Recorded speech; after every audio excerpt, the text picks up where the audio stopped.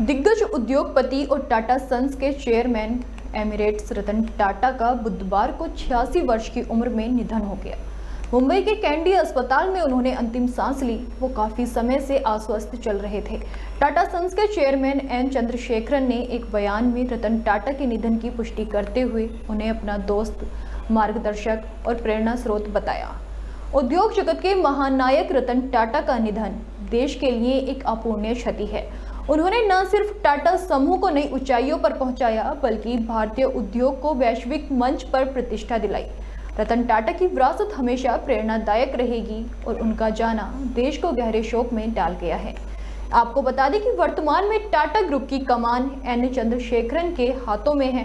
भारत के मशहूर बिजनेसमैन रतन टाटा को देश नम आंखों से विदाई दे रहा है।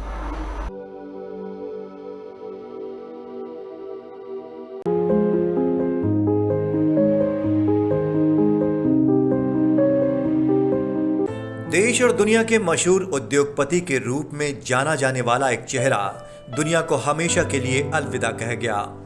अब याद आएंगी उनकी वो बातें जो दुनिया की युवा पीढ़ी के लिए एक प्रेरणा बनकर उन्हें तरक्की की राह दिखाएगा।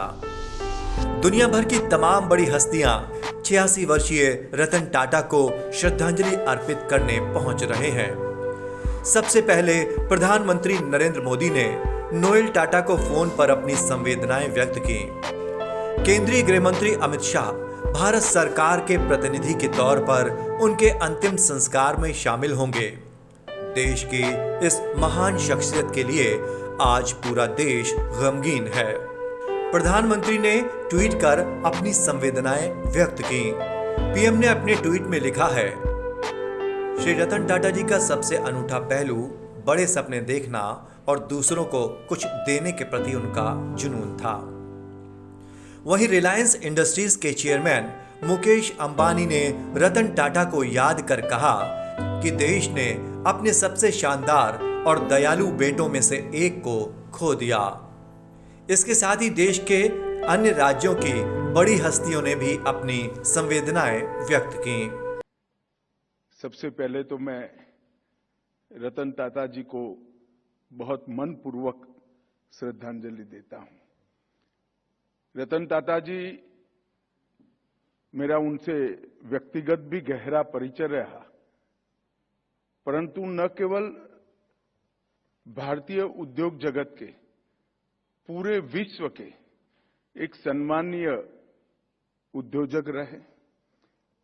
टाटा समूह का नेतृत्व करना ही अपने आप में एक बहुत बड़ी बात होती है, परंतु उन्होंने टाटा समूह का नेतृत्व ऐसे समय में संभाला जब टाटा समूह को अनेक प्रकार के परिवर्तन करना जरूरी था, और धैर्यपूर्वक बारीकी से अध्ययन कर टाटा समूह के सारे उद्योगों को और काम करने की पद्धति को, दोनों को उन्होंने परिवर्तित किया।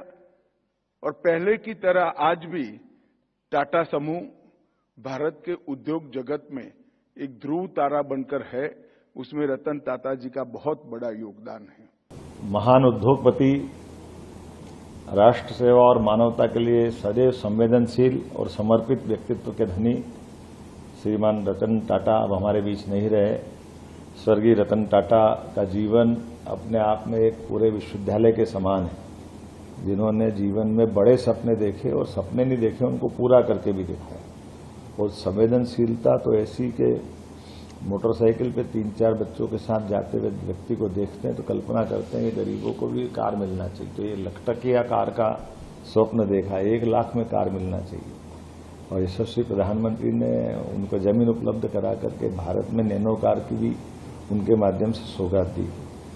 ऐसी पुण्य आत्मा का हमारे बीच में सजाना, ये पूरे भारत के लिए, और भारत तो क्या हमारे अपने, मैं मान के चलता हूं कि जिस प्रकार से उनकी शख्सियत है, ये सभी लोगों के लिए बहुत बड़ा दुखद क्षण है। हमारे बीच में स्वर्गीय रतन टाटा नहीं रहे हैं। सबसे पहले मैं गोवा सरकार की तरफ से और गोवा के लोगों की तरफ से उद्योजक रतन जी टाटा, इनका जो कल रात देहांत हुआ, इनके ऊपर उनको श्रद्धांजलि देता हूं गोवा के लोगों की तरफ से।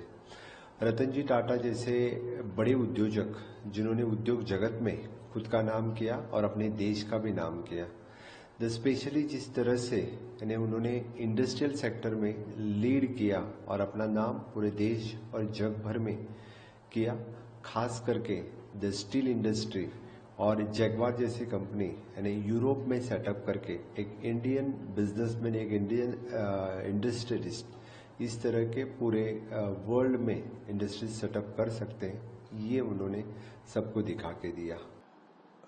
लगता था कि रतन टाटा पूरे जीवन भर, हमारे जीवन भर, आने वाले जीवन में हमेशा रहेंगे,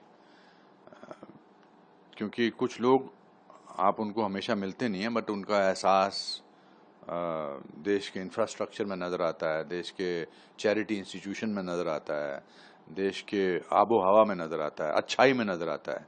तो आज मैं कहूँगा कि देश ने अपना एक रत्न खो दिया है और उनका नाम था रतन टाटा। रतन टाटा एक ऐसी शख्सियत के रूप में उभरे जिन्होंने देश की नई पीढ़ी में नई ऊर्जा का संचार किया। उन्होंने न सिर्फ एक सफल उद्योगपति बनने का अपना सपना पूरा किया, बल्कि ऊंचाइयों को छूने के बावजूद भी अपनी जमीनी पहचान कभी नहीं खोई। इसका एक उदाहरण खुद केंद्रीय मंत्री नितिन गडकरी की जुबानी सुनिए। मेरा पैर टूटा था, मैं मुंबई में मलबार हिल पे रहता था। वो मुझे मिलने के लिए आ रहे थे, वो कहते हुए रास्ता भूल गए तो उन्होंने मुझे फोन किया, Nitin I am not getting your house. बोला एक काम करो, तुम्हारा फोन ड्राइवर के पास दो। बोले Nitin I don't have driver, मैं ही गाड़ी चला। मैं बोला तुम इतने बड़े आदमी हो, तुम्हारे पास ड्राइवर नहीं है? बोले नहीं है। फिर उनको नागपुर लेके मैं आया था, तो मैंने उनकी बैग थी, मैंने हमारे सरकारी मंत्री था, भाई इसकी बैग पकड़ टाटा साहब। No no Nitin, this is my bag, I will take it. फिर गाड़ी में बैठे तो मैंने कहा कि वो ड्राइवर के अपोजिट, टाटा इधर साहब इधर बैठे, मैं इधर बैठा। No no no, it's your place. यानी इतनी बड़ी संपत्ति होने के बाद कितनी विनम्रता, कितनी शालीनता, कितनी सहजता। यहाँ तो 10-20 करोड़ रुपए आए तो गाना शुरू हो जाता है, सालों में तो साहब बन गया। साहब बन के कैसा तन गया। रतन टाटा का बचपन चुनौतियों से भरा रहा। उनके माता पिता का तलाक तब हुआ जब वे बहुत छोटे थे। उनका लालन पालन उनकी दादी नवाज बाई ने किया। मुंबई में अपनी प्रारंभिक शिक्षा पूरी करने के बाद उन्होंने अमेरिका के कॉर्नेल विश्वविद्यालय से आर्किटेक्चर में डिग्री हासिल की।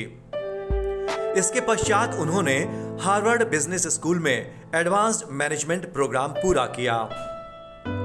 उनकी शिक्षा ने उन्हें रचनात्मकता और प्रबंधन के बीच संतुलन बनाने में मदद की, जिसने उनके करियर की एक मजबूत आधारशिला रखी।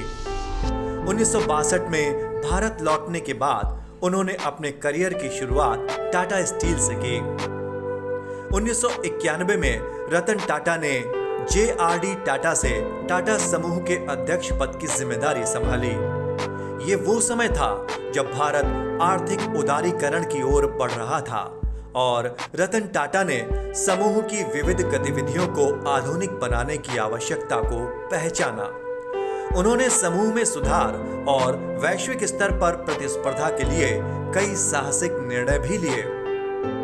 उनके कार्यकाल में टाटा समूह ने कई नए क्षेत्रों में कदम रखा।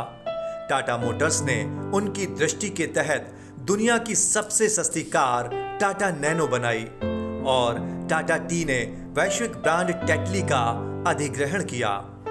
इसके अलावा टाटा स्टील ने कोरस को खरीदा, जो उस समय का सबसे बड़ा विदेशी अधिग्रहण था। रतन टाटा का मानना था कि टाटा ब्रांड केवल भारत तक ही सीमित नहीं रहना चाहिए, बल्कि वैश्विक स्तर पर भी पहचान बनानी चाहिए। उनके नेतृत्व में टाटा समूह ने 100 से अधिक देशों में अपनी पहुंच बनाई। रतन टाटा ने स्वास्थ्य सेवा, ग्रामीण विकास और शिक्षा के क्षेत्र में भी अनगिनत योगदान दिए हैं। उनके प्रयासों से Tata memorial hospital, Tata institute of social sciences जैसी संस्थाएं सुदृढ़ हुई हैं। इसके अलावा वे व्यक्तिगत रूप से भी कई लोगों की मदद के लिए जाने जाते हैं। उनका सरल और विनम्र व्यक्तित्व उन्हें लोगों के बीच लोकप्रिय बनाता है। रतन टाटा एक ऐसे नेता हैं जिन्होंने अपने सिद्धांतों पर कभी समझौता नहीं किया। वे अपने कर्मचारियों और देश के प्रति पूरी तरह समर्पित रहे। उनका जीवन हमें ये सिखाता है कि सफलता केवल दौलत कमाने में नहीं, बल्कि समाज में सकारात्मक परिवर्तन लाने में है। 21 वर्षों तक टाटा समूह के चेयरमैन पद पर रहते हुए अपनी सेवाएं देने के बाद उन्होंने रिटायरमेंट ले लिया। रतन टाटा देश की एक ऐसी शख्सियत हैं जिनका हर कोई सम्मान करता है। विवादों से इतर उनका एक अपना जहान था, जहां सिर्फ वो थे और उनका काम था। वो एक इंसान था, शायद इसीलिए न जाने कितनों का भगवान था। ऐसी महान शख्सियत को श्री न्यूज़ की पूरी टीम की ओर से शत शत नमन और विनम्र श्रद्धांजलि। Bureau report.